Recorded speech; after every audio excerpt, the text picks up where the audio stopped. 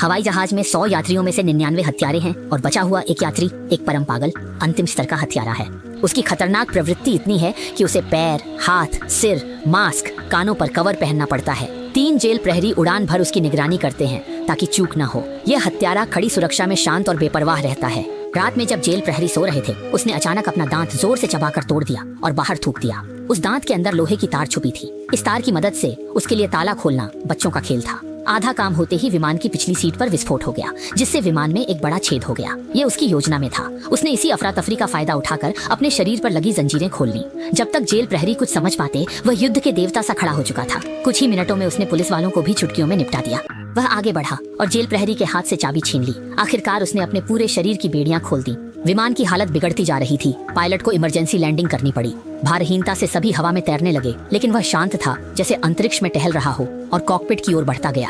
आखिरकार विमान और नहीं कर सका और मैदान की ओर इमरजेंसी लैंडिंग करने लगा। एक लंबे फिसलने के बाद अच्छी खबर यह थी कि विमान की इमरजेंसी लैंडिंग सफल रही। बुरी खबर, विमान में सभी हत्यारे भाग निकले और वह अंतिम खतरनाक हत्यारा आखिरकार दुनिया के सामने आ गया। अलास्का पुलिस विभाग को सूचना मिलते ही तुरंत हेलीकॉप्टर से टीम घटनास्थल पर भेजी गई। लेकिन जब हेलीकॉप्टर उतरा तो पुलिस प्रमुख ने देखा कि वहाँ सिर्फ मलबा पड़ा था। विमान के सभी कैदी भाग चुके थे और जमीन पर जेलर के शव ही बाकी थे। मुश्किल से एक जीवित बचे व्यक्ति को ढूंढा गया, जिसने सबसे पहले कहा, सावधान, घात लगाई गई है। अगले ही पल अंधेरे में छिपे हत्यारे मौके की तलाश में थे और अचानक बाहर निकलकर पुलिस कर्मियों पर हमला कर दिया, जिससे वहाँ तुरंत अफरा तफरी मच गई।